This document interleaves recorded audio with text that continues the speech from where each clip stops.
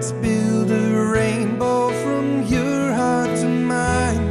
A rainbow needs every color to shine. Please believe in me. Yeah. Just like the rainbow, it's easy to see that I have a rainbow in me.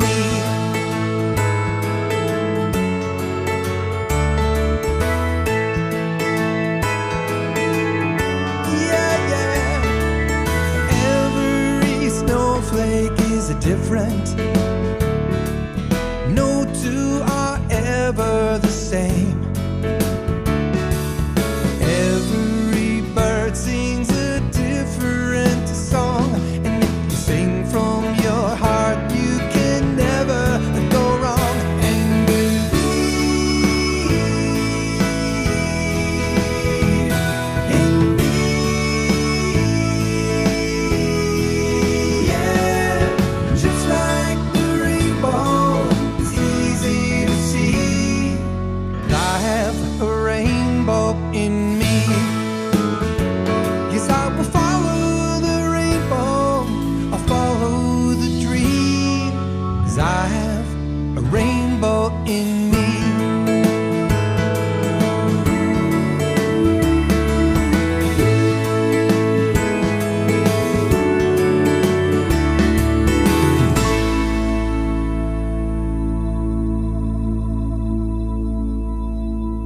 各位好朋友，大家好，我是 ASD Care Network 自闭症症候群及学习障碍关怀协会会长江文淑。今天，协会将借由一位在2010年为《Time》杂志所公认为全球影响人类100名当中的一位，他是一位自闭症者 Temple Grandin 博士。今天，他将亲身的经历和学习过程介绍给大家，期望你们除了能够借此更了解自闭症症候群之外，也更能感同身受及用不同的视野看待和教育孩子们。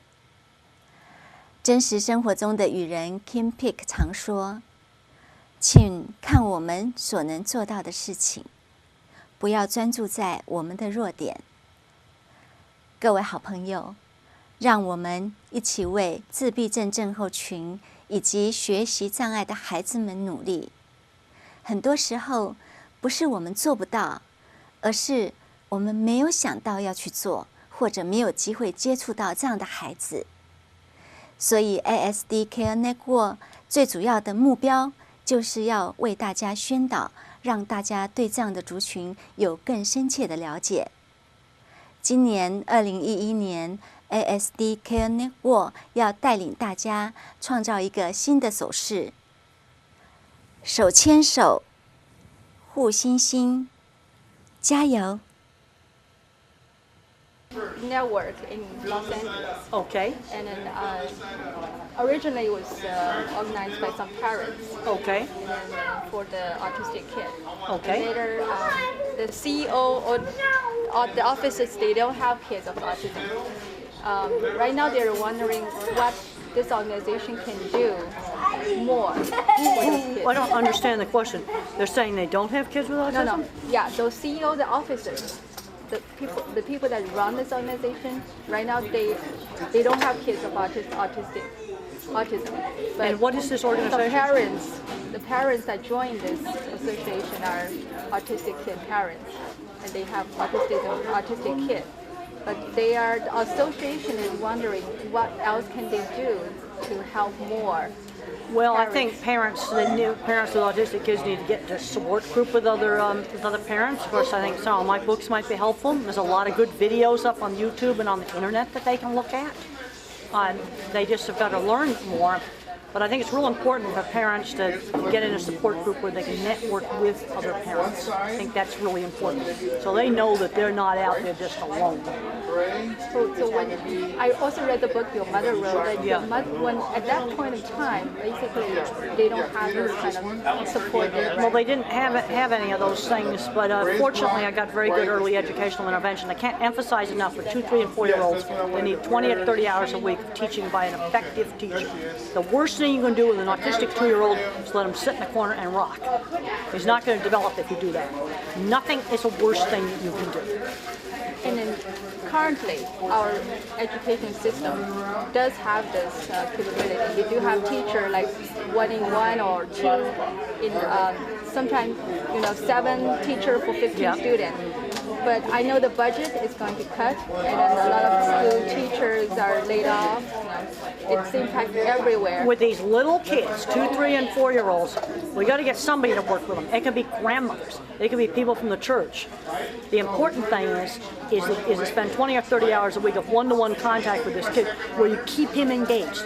Teach him how to eat, sing songs, teach him words. Just get him in a quiet place where he's not going to get sensory overload and work with him for 20 or 30 hours a week. Just don't give them any break time. Just sort of. Well, they can get some break time. I was allowed to have an hour after lunch where I could stim and get some break time. They can have some break time, but you need to keep them engaged with the world for 20 or 30 hours a week. I realize you mentioned in the book you have difficulty in the mathematics, right, before. How do you... I'm sorry, I don't The understand. math. The math always is your difficult subject. Well, math was my difficult subject, but for some other kid, reading may be their difficult subject. In autism, skills tend to be uneven. Autism is a spectrum that goes from nonverbal all the way up to the scientists that run Silicon Valley and invent computers and Einstein. Skills tend to be uneven. Some kids are visual thinkers like me, and they're going to be very good at things like art and graphic design, industrial design, photography, but have a weakness, especially in algebra. And then there's other kids where math is going to be their strong point. Music will be their strength. Reading might be a problem. And then there's others where they're word thinkers with just average math skills. Autism, you tend to get uneven skills. Good at one thing, bad at something else. And should we, as parents, concentrate on the bad part they are, strength in the bad part they are not good at? Say, if this kid is not good at math, should I teach him more math? Or should I just teach him English? Well, I would teach him some math, but I also would work very, very, very hard on building up the area of strength. Because we need to start thinking about what is this kid going to do when he grows up. My ability in art was always encouraged. I had lots of hands-on things when I was in school. Sewing, wood shop, riding horses, and these hands-on activities really helped me.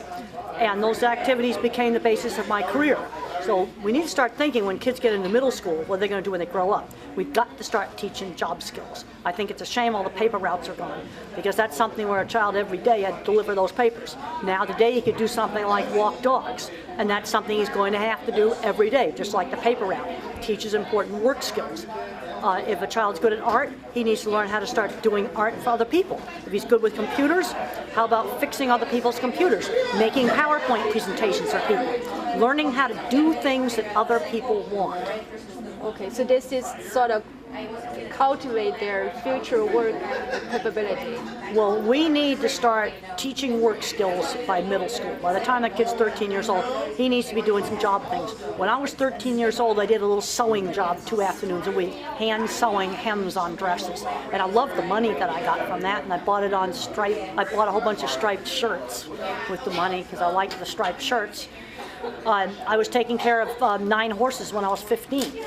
I think these kind of work experiences are really important. I'm seeing too many kids graduate from high school and they've never done any work experiences, and they need to be doing work experiences outside the home, like walking somebody else's dog. And they got to do it every morning at 7:30 because Mrs. Jones depends upon it. I see. If there's some organization, like nonprofit organization, what do you think they can do, they can help in this aspect, the aspect you're just talking about?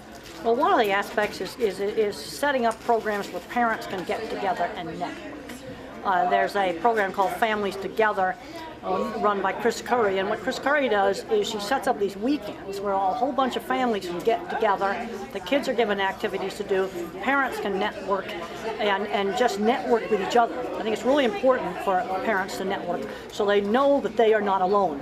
But another thing I want to mention, I was a child of the 50s, and social rules were taught in a much more rigid manner. I was taught to say please and thank you. If I put a cookie in my hair, Mother would tell me to put the cookie back on my plate. If I forgot to say please and thank you, she'd prompt me and say, you forgot to say. Or if I was combing my hair with my fork, to put it back down. You know, this more rigid teaching of social rules was really, really helpful. I'm seeing too many smart autistic kids, like maybe go in a gas station store and they throw candy on the floor. And if I had done that, I would have been told to pick it back up and apologize to the owner of the store for throwing it on the floor. So you think the old way is better or the new way is more flexible? Well, you have to have some flexibility, but on the other hand, there needs to be some expectations for behavior. I was allowed to stim all I wanted for half an hour after lunch, but then church I was expected to go to, sit through meals. We had formal Sunday dinner where I had to behave. This taught important skills. The last question is, my curiosity is, I feel you're not an autistic person. Is one reason is because you can actually grab the point of my conversation. You actually can initiate some conversation or arouse the interest of this whole group. Like when you first came in, nobody was actually talking. You're actually aroused, everybody started to talk. How do you actually cultivate yourself to do this? Well, it's a gradual learning. People are always looking for a single magic turning point. There is no single magic turning point. This is why we got to get kids out, doing different things, doing interesting things. I'm seeing too many of these kids so addicted to video games and not doing anything else. When I was 15, I was afraid to go out to my aunt's ranch. And Mother said I could go for a week or I could go for all summer. You got to get kids out exposed to a lot of different things. And then the more experiences you have, then you get better and better. The first lecture I ever gave in graduate school, I panicked and I walked out. You know, I think I've come a long way since panicking and walking out. But you only learn these things by doing it. So are you saying these learning, like the early childhood, I would say your parents or your relatives help you, but later it's sort of you help yourself? Well, my mother was always pushing me to do things. Now I want to make one thing I want to mention. You got to separate out a behavior problem from a biological problem. Like I just had a mom ask me, why is the child sticking his fingers in his ears? He's doing that because a school bell hurts his ears. Now that is sensory. That's not behavior. Or the child may see the flicker of fluorescent lights flickering like a discotheque, and that's going to make it impossible to study. Sensory issues can be very variable. They can also be really debilitating. And one of the things you can work on to desensitize the sound sensitivity is to gradually take the thing that he doesn't like the school bell, let him turn it on where he initiates it. That can help desensitize that. And you can't punish that. That's biology. So it's very important to separate out biology, like the sensory problems. Or maybe the child is nonverbal and he has a toothache he can't tell you about. Well, that's going to cause a behavior problem from just a behavior problem. Like putting a cookie in my hair, that's a behavior problem. But if I put my fingers in my ears, that's a sensory problem. I see.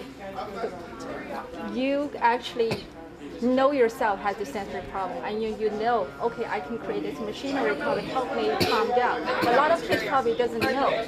How would the parents help them? I mean, well, some kids seek pressure. I mean, they'll get under sofa cushions, they'll wrap up in rugs and things like this. They'll tend to seek pressure to calm them down. Other kids, pressure doesn't work. Another thing that really helps is lots of exercise. I'm seeing a lot of kids that are not getting enough exercise. Mother used to say to me, go outside and run the energy out of you. I see. Okay. Thank you, Dr. Okay.